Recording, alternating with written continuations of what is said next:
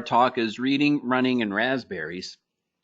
I won't make a comment on that because that wasn't my title. But anyway, uh, so we're going to talk about the top 10 ways to improve your child's health during the school year. And before we begin, I just want to say that my name is Steve Kelder, and I'll be starting off this talk. And I'm also working with Deanna Helsher, who's the director of our Michael and Susan Dell Center. And we're going to trade back and forth about different topical areas. Excuse me. One thing that Veronica didn't mention is that we're going to be talking about some infographics that we've produced in-house, but also some that have been produced by other organizations, and those will also be on the website if you want to just get the infographic part of what we're talking about. And then before I begin, I also want to say, you know, these are 10 ways to improve your child's health, and I realize there's probably 100 ways to do that. And as I looked at other webinars which are taking place or other articles, and the whole back to school time of year, there's many other things which we could have talked about, which we just didn't here. We're talking about what we know best: diet, physical activity, and tobacco and e-cigarettes. So there's other topics. Even as easy as encouraging kids to wash their hands to control infectious disease spread, or where to put the asthma inhalers. So visit the CDC website, the Division of School Health, and there'll be all sorts of other topics that I'm sure your school nurses know all about, and other health personnel. Anyway, so let's jump right in. We are from the Michael and Susan Dell Center for Healthy Living, and we've got 4 strategic goals in our plan. And 1 is to conduct research. 2 is to take that research and translate it into away from just the articles that we put in peer-reviewed journals, but put it in a format that's easier for you to use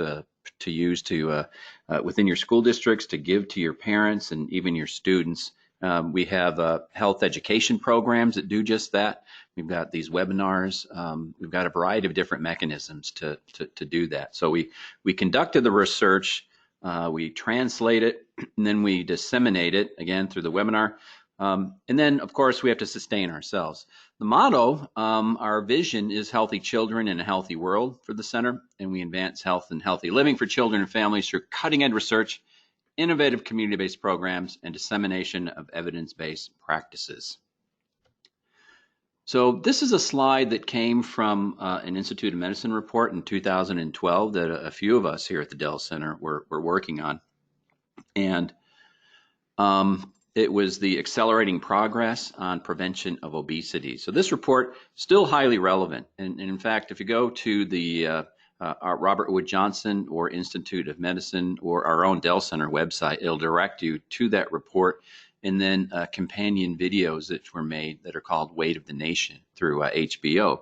So that was a fun project to work on, but during that effort, we spent 2 years and boiled down a whole bunch of recommendations, and you can see them here on this top level chart, where you see 5 solutions for changing communities. And one of those is physical activity every day in every way. We're going to talk about that.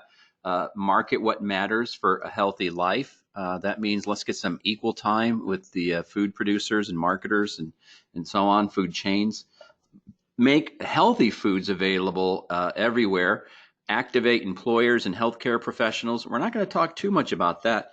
Today we're going to center mainly on strengthening schools as the heart of health. And that's circled and it's in the middle because in so many communities, if you want to start from the grassroots, one place to start is at the local school level. And there's nothing closer to the local level than a preschool and an elementary school, and getting down to the neighborhood and blocks where people live, and they have a strong tie to the school. As kids get a little older and we have more and more kids in middle school and high school, you lose a little bit of that. But certainly kids at a young age, it's the heart of where we need to think about in the programs and policies that we're going to talk a little bit about today. So let's just jump right into physical activity. There is another Institute of Medicine report solely on physical activity and talking about a whole school sort of perspective. And if you haven't heard this yet, it took a while. 10, 15 years ago, we didn't say the number 60. So 60 minutes of activity every day is essential for your kids to grow. So you can visit the UT website with Catch and Physical Activity. Catch is a program that helps schools understand about physical activity and trying to increase it to 60 minutes. So why 60 minutes? Why not 30 minutes? Why not 300 minutes?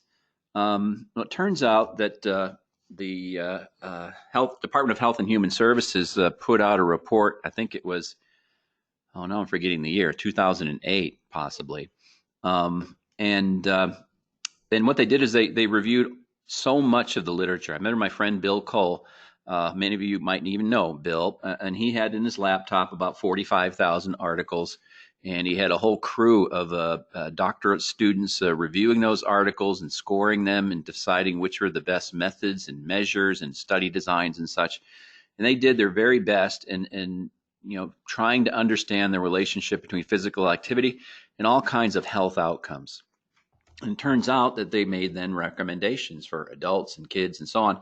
And the recommendation based on that rather laborious and lengthy process was 60 minutes a day. So 60 minutes a day is what we're looking at. And this infographic sort of breaks that down into what the report mentioned as the types of activities. So I'm not going to go through all of them. So if you know that your school district is asking for, many school districts will require 30 minutes a day of physical activity or 90 minutes every other day or some combination. Either you see 150 or 225 minutes. That's sort of what we think of as the minimum that schools can do. I know a lot of schools have a hard time reaching that minimum. But if you think constructively and think hard about your kids, you possibly could get all 60 minutes at school, particularly if you include transportation, finding out ways to make it easier and more attractive to walk to school or walk home from school. And then after school activities too. So including them in the mix, you possibly could get up to 60 minutes a day just at school. So why would schools want to do that? Well, they want to do that because it's very clear now that physical activity and fitness is related to a kid's ability to perform at school. Physical activity is related to standardized test scores. And we all know that even though that era is starting to wane a little bit, everyone wants to know what their score is, and that's the metric that's used to grade schools.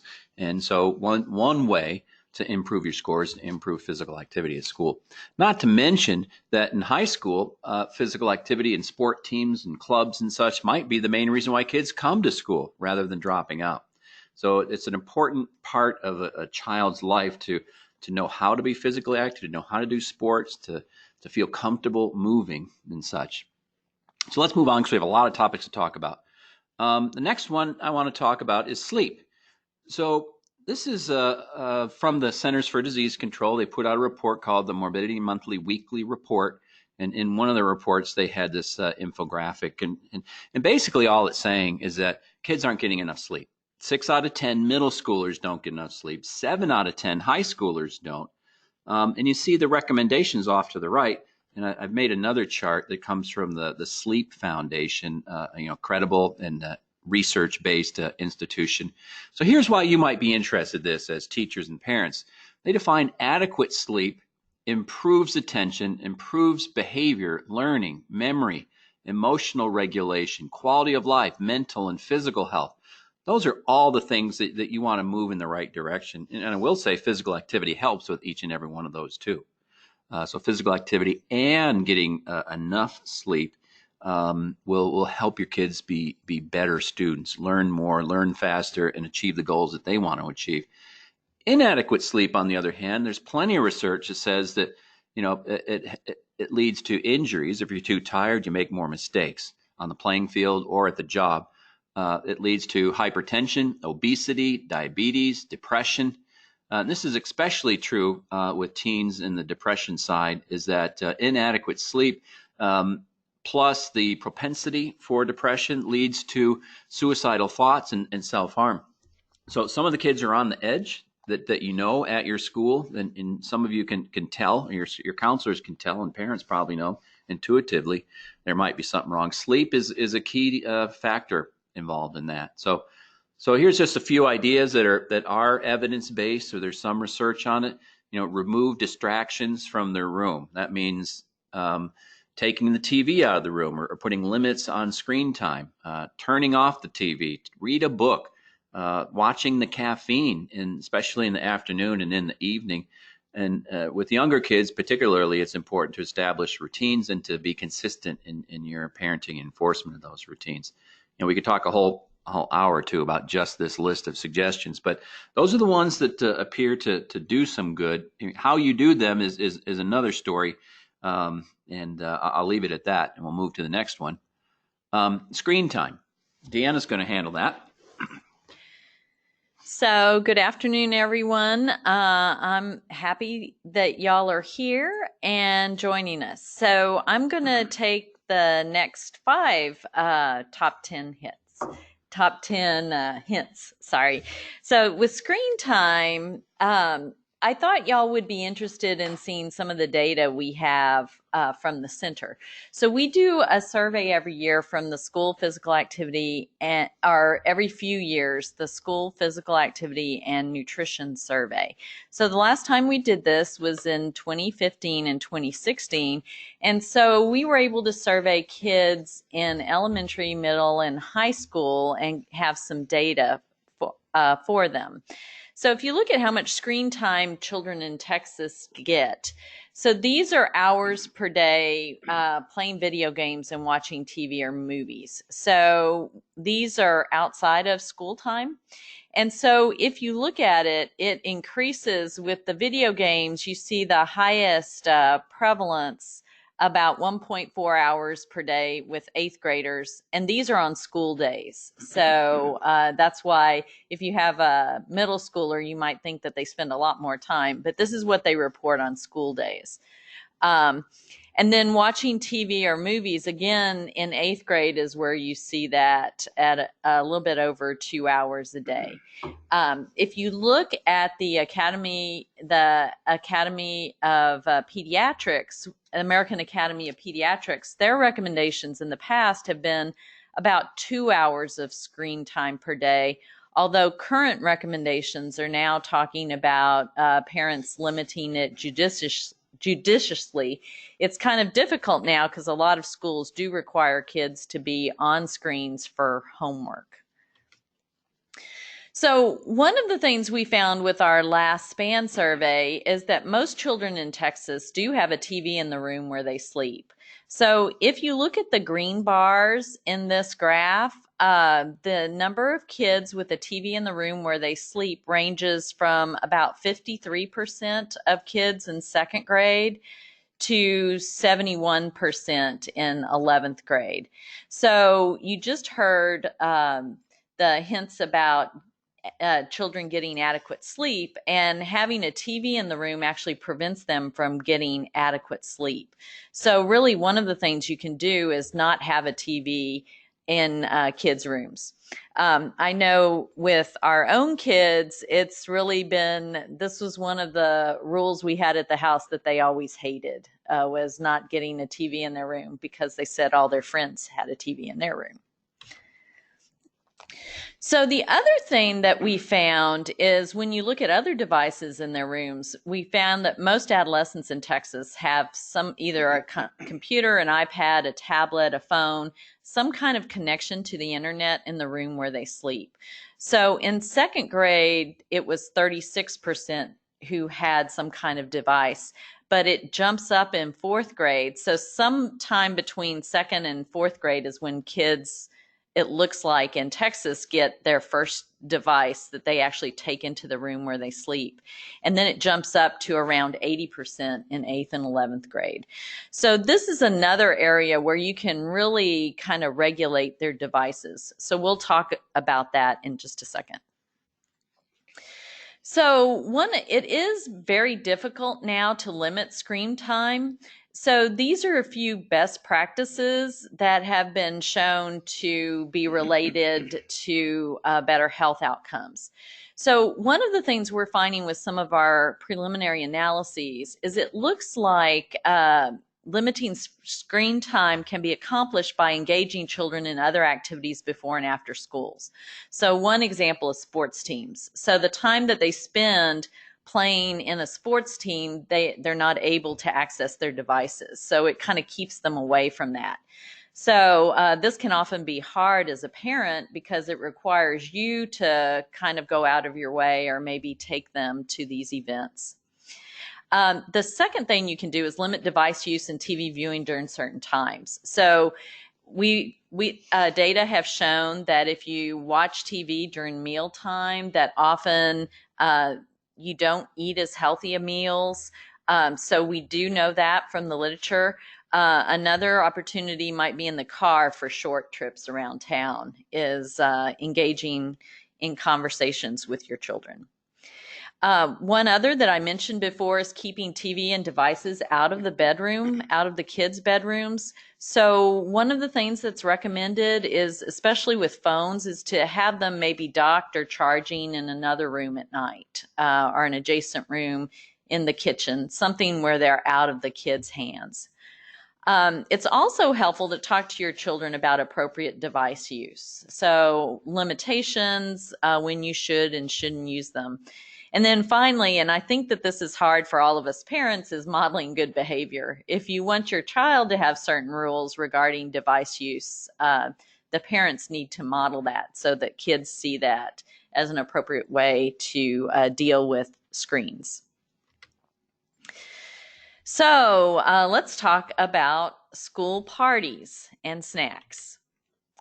So one of the things we found with our SPAN survey is that the children in Texas eat a lot of sweet and savory snacks. So these were snacks that we looked at: candy, frozen dessert, cake, French fries, and chips. And if you look at this, you find that from about 35% to 40% of kids have 3 or more snacks during the previous day.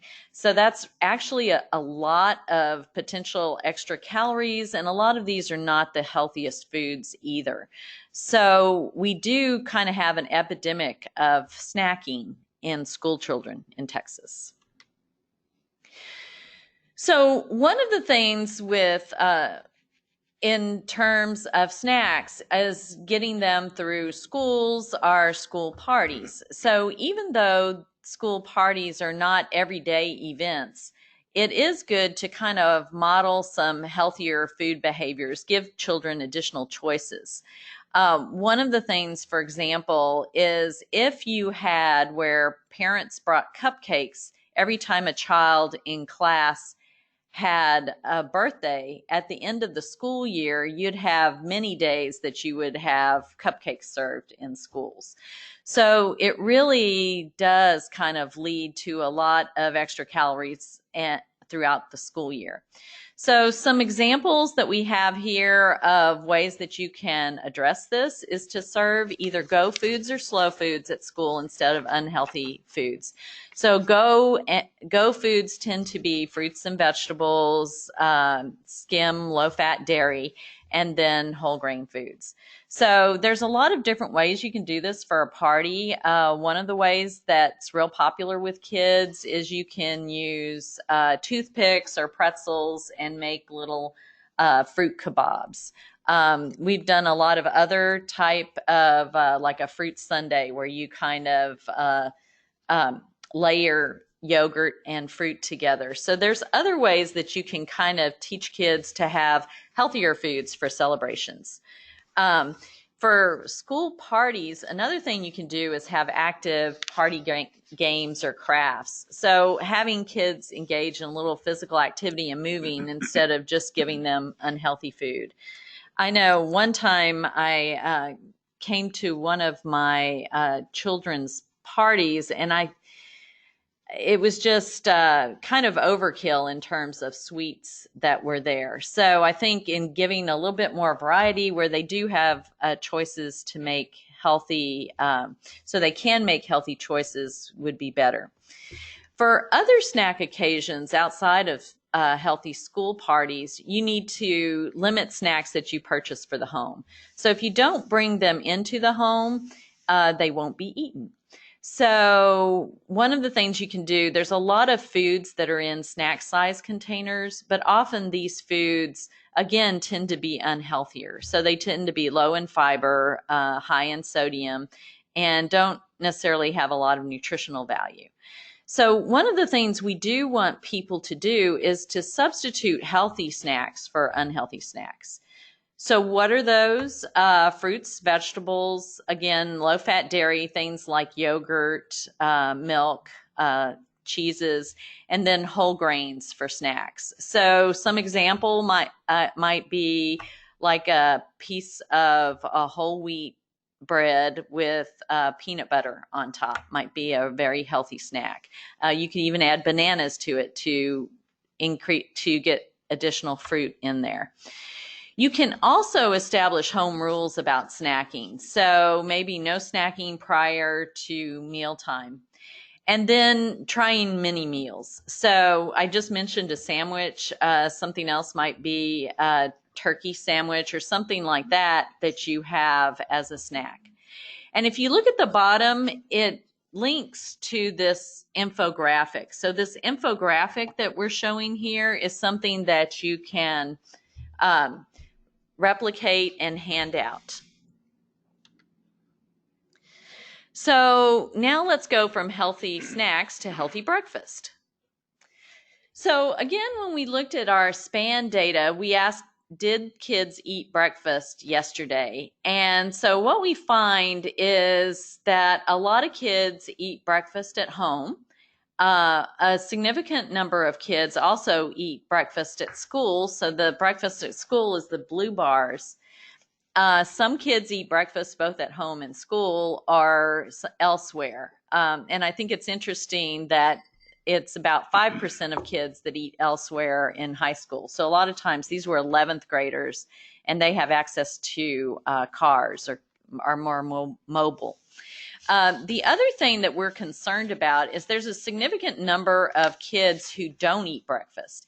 And as you can see, this percentage, which is designated by the orange bar, increases as kids go from second grade to 11th grade. So in 11th grade, 36% of kids in Texas reported not eating breakfast yesterday. So eating breakfast really sets up kids. It's been associated with higher test scores. I know during testing periods, kids are often encouraged to eat breakfast, but it really should be year round so that you ensure that they get adequate learning. But that's really something we need to pay attention to in middle school and high school both. So we do have an infographic that talks about healthy breakfast and how you can get kids to eat a healthy breakfast every day. So I think there's a lot of different ideas on how you can eat a healthy breakfast. I think one of the things that has worked with my kids at times is eating non-traditional foods for breakfast. So even if you have something like leftover spaghetti, that might be something that kids can eat for breakfast. Peanut butter toast or avocado toast might be something that's really quick. Yogurt with some fruit and some cereal would be another good choice. So it's nice if you can include a little bit of protein in there, either through some dairy products or perhaps eggs, something like that, that might that tends to promote satiety.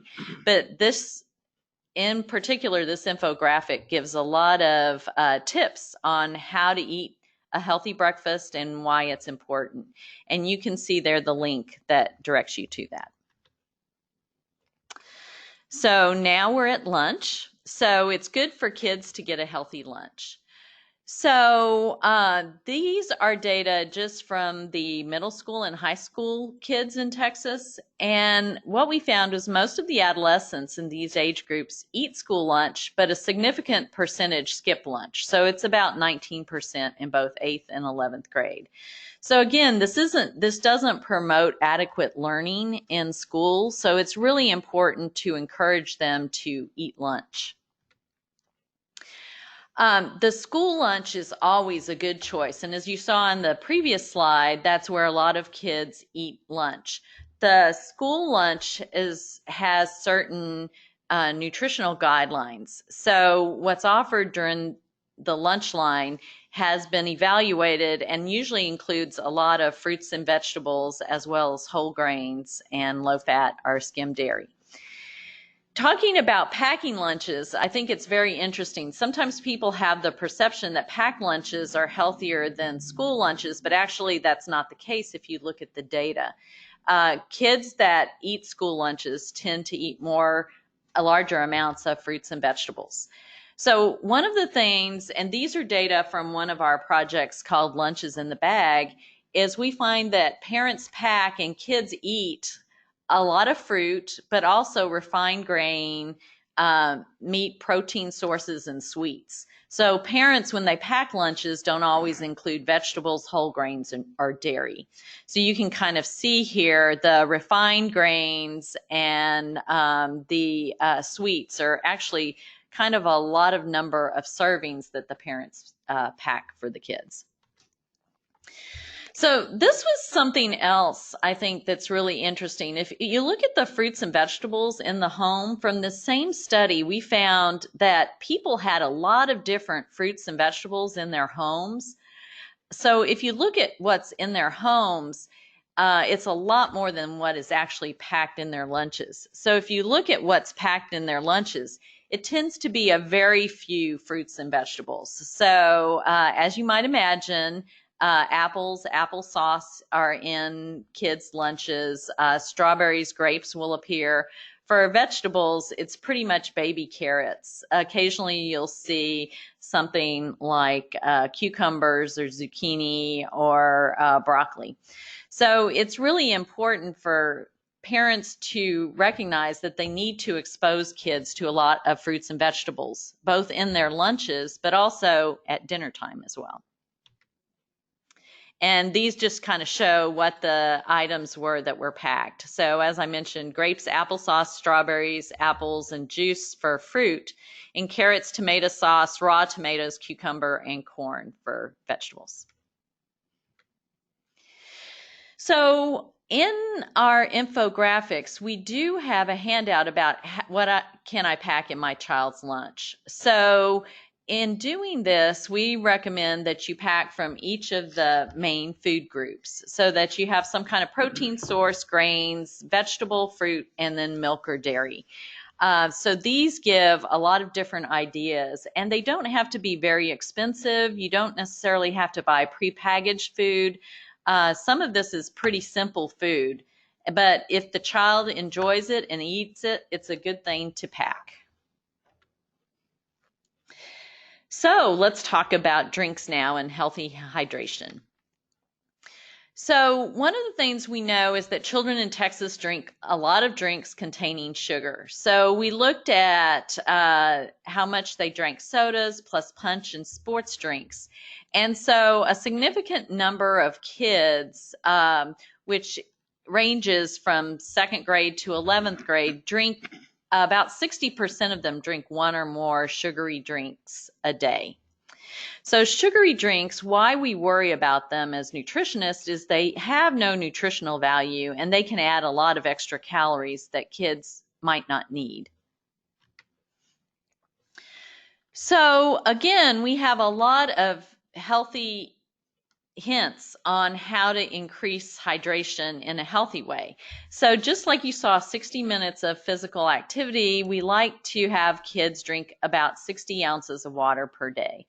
And so a lot of times I know kids might not be used to water because they're used, especially if they're used to drinking a lot of flavored drinks. So one of the things you can do that's very simple is to cut up some whole or frozen fruit and add that to water. So that gives it a nice taste. And so the kids generally like that. Just making water available. It doesn't have to be water from bottled water. You can give them their own water container. So there's a lot of different ones out on the market, some kind of water bottle, and they can fill it up. Schools are usually good at having sources of water there as well. It's also important that kids drink milk to get adequate calcium. And now I'm going to hand it back to Steve. Okay, thanks, Deanna. Before I jump in, let's look at our questions, which are online. So, Veronica, if you could just help me see where that is. I think there's some questions, but let me check. Boop, boop, boop. Let's see. Question. With the increase in tablet use, do you have data on how that may replace TV in the room in terms of screen access in the room? Lourdes Rodriguez. It's a good question, Lourdes. And then you had to know, and I see their answer is in the next slide. Never mind. That's kind of funny. But so, of course, things are changing over time. The one comment I wanted to make when Deanna was talking about that is there is a recognition by Google and Facebook and other mass marketers of our attention. They call it now the attention marketplace. So how do they get our attention? And people in the computer world know very well how to do that. I've been reading about apps that are available to limit your child's screen time that way. But your question is correct. Your beginning question is correct in the sense that these tablets are replacing the TVs, I would imagine, over time. But one of the problems that we found in some research that we did down in Brownsville was that, as parents upgrade their TV sets, they're loath to give away the old ones that work reasonably well. So where are you going to put them? And the kids want them. So it is a tricky thing. We did a study about 8 or 9 years ago, which was specifically designed to convince parents to take the TV sets out of their kids' bedrooms. And the number in Brownsville was in the 70%, as I remember. And by supplying infographics and some fact sheets and such, we were able to convince 20% of parents to cut it down. So it went from 70 to 50%. I thought that was a good shift. But still, with the advent of phones and tablets and such, and everyone has them, you can link in if you have wireless into it. So it's going to be a growing problem. I think there's a great deal of angst amongst parents and teachers, but there's also angst in the industry too. There's some people that have left the industry specifically because they think they're more part of the problem than the solution. I don't think there's any easy answers today. Anyway, are there other questions? I think that's it, huh? Okay. Well, let's talk about tobacco and e-cigarettes for a sec. Those of you in public health know that there's a debate about what to do. We now have e-cigarettes, and you can see in the both of these are from the CDC, these infographics. That's the infographic on the left with the blue border talks about that kids, they like flavors. Flavoring is one of the driving forces, and cigarettes don't necessarily have flavor. Menthol cigarettes do, but that's not the kind of flavor I'm talking about. Although that's important for a lot of people, having that menthol for taste reasons. But I'm talking about flavoring like cherry or apple or some sort of candy, cotton candy, things of that type. So we live in an environment, and Deanna mentioned it in her previous slides, that we live in an environment where people are eating a lot of different foods, and one of them is candy. So we have these artificial tastes that have been enhanced to supersede the normal taste that we would find in nature, I suppose. And people start wanting that on a regular basis, and maybe throughout the entire day. Some people chew gum all day. Some people, have candy all day because they like that taste inside their mouth. And e-cigarettes are now allowing us to get that, if you will. Cigars, by the way, are flavored too. Cigarettes are not. There's different rules and regulations based on product. So the rules and regulations on e-cigarettes are slim to none. With cigars, there's a bigger variety, and with cigarettes, we've got menthol for the most part. So the rate of cigarette smoking is going down, and that's something that we can stand up and cheer about. Very clearly, stand up and cheer and say fewer kids, many fewer kids are smoking cigarettes today than they did in the past. The number is still, in 2017, about 3.6 million middle school and high school kids. So it's a significant number. It hovers between, depending on which state you live in and which community, somewhere between 5 and 15%, maybe around 9% or so, or less. So that's a good thing. Unfortunately, it's being replaced by e-cigarettes and other types of non-traditional products like hookah and little cigars and e-cigarettes. I'm particularly worried about e-cigarettes. So this is a slide again I got from the CDC, and I've worked in e-cigarettes for the last 5 years or so. And the most striking finding, which is this literature is maturing just in the last 4 or 5 years. So one of the most striking findings is that teens are more likely to use e-cigarettes than cigarettes. Well, actually, we know that already. So you can see those percentages. And one of the reasons they're using e-cigarettes is because they want to experiment with the flavors. So the rates are changing fairly quickly over time as we look backwards 10, 15 years. But e-cigarettes are superseding regular cigarettes. And the thing that's really important to understand is that most of these e-cigarettes contain nicotine, and that kids who only use e-cigarettes are much more likely to start smoking regular cigarettes than the non-user. So basically, what that means, and without getting deep into this topic, because again, it's a whole nother conversation. So, how much harm is saved by switching from a cigarette to an e-cigarette? And this is where the debate is. If you're a smoker, you should switch to an e-cigarette right now. I feel pretty comfortable in saying that, provided that you stick with the e-cigarette, and provided also maybe that hopefully you'll quit someday, because not smoking anything is the best advice to give. Um, Regular cigarettes are highly addictive, and they do cause cancer. They cause cardiovascular disease. They're associated with so many different diseases. Anyone that's gotten their degree in public health has seen many different examples of why cigarette smoking is a really bad thing for you. You cut out a lot of the cancer-causing toxins when you switch to an e-cigarette. Either you cut them out altogether or you reduce the amount. But that's not to say that e-cigarettes don't have some of those toxins in there. And we're learning more and more about e-cigarettes and their ultimate and potential harmfulness in the long term. Remember, it took us a long time to figure out that cigarettes cause cancer. I'm 60 years old, so the Surgeon General report came out in 1964, and people weren't fully informed back then, and we are now. So about the hazards of cigarettes. So it's striking that kids who start with these cigarettes who are attracted by flavors are 3 times more likely, and some studies show it to be 10 times more likely. This is an average of 3. More likely to start smoking. So that's of concern. Another concern, and probably the reason why they switched to cigarettes, is because there's nicotine in e-cigarettes. You can buy e-cigarettes without nicotine or at fairly low levels, but that's not what the marketplace is telling us that kids are using. So remember, e-cigarettes come in little devices that are prepackaged, and either they're disposable, you buy them and you use them and you throw them away, or you buy something and you can get cartridges that are replaceable, or you buy a more expensive and more in the aficionado category, let's say, and you can mix your own juice, so you have a cartridge that you refill yourself rather than buying cartridges.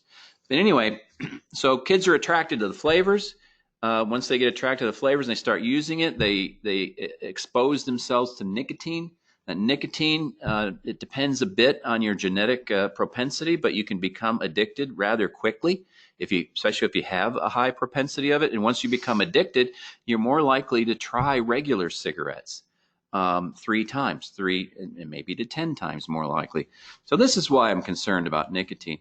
In and of itself, nicotine raises your blood pressure, it raises your heart rate.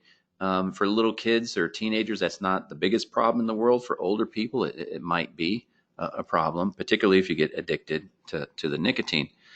But here's the market leader right now, and it's something called Juul. Anyone at school these days has seen Juuls. A lot of parents don't know very much about them.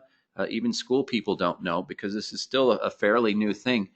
And the one thing I want to let you know about Juuls is a few things. About 70% of kids that use e-cigarettes use a Juul, so it's by far and away the market leader. Juuls do not have a device that or a cartridge at zero nicotine. So all of them have nicotine. And not only do they have nicotine, they have more nicotine than just about any other device you can buy. So the big experiment with kids in using e-cigarettes is being played out by a device that has a lot of nicotine. Like, I hate to say it, my father smoked 3 to 5 packs of cigarettes a day.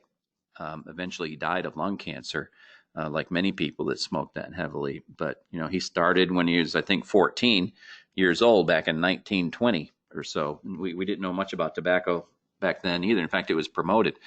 But anyway, so you can see in that middle chart there that the Juuls have a very high nicotine content of 59 milligrams per milliliter.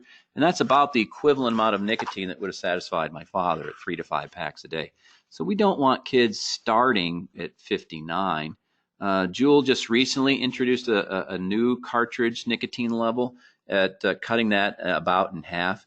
But that's still past the European Union's maximum nicotine dose level. So let's be worried about kids becoming addicted to nicotine and that taking them down a pathway of potentially becoming a cigarette user. And let's also be worried about the actual effects of nicotine in and of itself. The worst one I can talk about is if you're a girl and you become pregnant and you expose your fetus, your unborn child, to nicotine. There's all kinds of bad things that'll happen. So without going into those details. So what should you do as a parent? You should just look at this cartridge here, this Juul thing, and if you see one, they look like thumb drives. They're actually e-cigarette.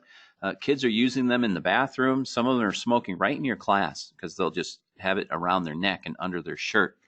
Know what they look like and what they smell like, because you'll smell the flavors. Learn more. You can go to these different websites and from CDC and other places to learn about Juuls. And then there's some programs which are out there, one of which that I helped develop called Catch My Breath, that is available to free to schools if you just want to have it and use it. Anyway, enough about these things. Let's talk about sunscreen and heat safety for a little bit. I see there's a question now. Hey, great lecture. Thank you for providing important info. I have a question on nutrition for a 6-year-old girl. She eats most of the time healthy meals, including fruits, vegetables, drinking water, milk, whole grain, fish, eggs, and more. She eats every day the same foods. My question is it worth to try to make some changes to her diet or keep it as it is? I'm going to leave that one for Deanna. Yeah, that's a interesting question because kids will go through where they will eat the same foods day in and day out. A few interesting things about that. One is with kids, you have to introduce a new food to them from 8 to 15 times before it becomes part of their repertoire. So that's a lot of different times. If she is eating healthy right now, I don't see any need to necessarily worry about it. But if you want to introduce new foods, what you might do is just try one or two and try it for a week or two. Just give her a little bit of it, just to give her a taste of it. So she just really needs to taste it to kind of increase new foods in her diet. Interestingly enough, there is some data from the center from one of my colleagues, Marcia Otto, who's from our Houston campus, that shows that variety, that sometimes eating a set amount of healthy foods that kind of covers all the essential nutrients might be better than trying to get a lot of variety. So those data are just coming out now, so it'll be interesting to see how they're followed up and if they're replicated. But I think in the short term, I don't think it's anything to worry about if she's eating a healthy diet, but you might want to try introducing these new foods maybe a little bit at a time. Hope that works out for you. Okay, well, we're just about done. If any of you have questions, please feel free to type it into the box and we'll try to get to them. I'm just going to end up here about sunscreen and heat safety. And I don't have a lot to talk about that, but since we've been working with some preschool programs with sunscreen, we've been working with preschool programs too on food and nutrition. and physical activity and such. But we decided to do some work with sunscreen in collaboration with MD Anderson, and that's because a lot of the skin cancers that we see, if you're of a certain age, like I am, you go to the dermatologist every 6 months and they cut something off at least every visit. So it sounds nasty, but it's true. It'll happen to you, if you youngsters. But that's because I didn't have sunscreen when I was a kid, and I didn't practice any sun protection. And it is a reasonably large problem, and one that doesn't necessarily have to happen. So there's different ways to encourage the use of sunscreens. There's different ways to encourage ways to not expose yourself so heavily to the sun. One particular program is called, oops, I'm blanking on the name of it. The Sun Beatables. Sorry about that, MD Anderson. So anyway, think about sun safety. I know that the summer is about over, but gee, wasn't this a hot summer? Although in Texas there was a lot of rain, which cooled it off a little bit. But just look at the fires in California and all over the world. And so the sun is a little problem, as is heat safety too. So I'm going to stop with that and just say thank you very much. My name is Steve Kelder, and I'm Deanna Helsher. And we do work at the Michael and Susan Dell Center for Healthy Living, and doing investigations with kids and helping parents and schools decide what the best actions might be. If we think about all of these topics, and let's just imagine for a second, if we can have a school where kids really do get 60 minutes a day and they get a healthy breakfast and a healthy lunch. They incorporate activity breaks throughout the day, that's short bouts of physical activity. If they have prevention programs and they don't smoke cigarettes or be exposed to cigarettes in advertising, and there's ways to help parents regulate their child's screen time and sleep time, I think that might be utopia for one, but I think that would dramatically increase the children's abilities to learn the things they need to learn at school, the social, the knowledge, the skills, and things of that nature. I see a few questions. Let's look at them. Let's see. Evie says, how do you ensure that your children have sunscreen on for recess and physical education? It is considered a medication. The child must go to the school nurse for it to be applied. I don't have a great answer for that, to be honest. A lot of our work has been at preschools, so we work with that. When I've worked with elementary schools, we do more in terms of keeping kids out of the sun or having proper headgear to keep the sun off of their bodies while they're out for physical activity. Let's see. Someone else says, any types of sunscreens we should stay away from due to chemicals? Any sunscreen brands you would recommend, or things to look for when choosing a sunscreen? That's the reason why I only had one slide, because I don't have all the answers you might like. I'd have to look those up myself, and I guess you could too on Google, and see what's happening with sunscreens. But what I do know is that there's various levels of SPF, which will block the sun. There's a variety of types that kids find more tolerable. So the spray-on types kids appear to like better. There's new, looks like an antiperspirant almost in stick form that the kids like better. They just don't seem to like the goop. And it does become a mess and a problem at schools to administer it. If you're going to have kids out for a whole day outdoor thing, I think it's best to coordinate with the school nurse or work with parent volunteers to get that sunscreen on them, because an entire day, especially down here in Texas, is just too much for any kid. So you'll have to take careful precautions, and sunscreen really does need to be one of them, as well as finding shade and getting the kids out and watching their hydration to make sure if they're being physically active outside. Any other questions? I think that might be it. Deanna, I guess you get the last word. Oh, I'd just like to thank you all for listening in on our webinar today. What we tried to do is kind of talk about some of our top 10 tips or hints for being healthy in the new school year. With most of these, as you've seen, we've got free resources that schools or parents can download. If you look at our website, msdcenter.org, you can find those.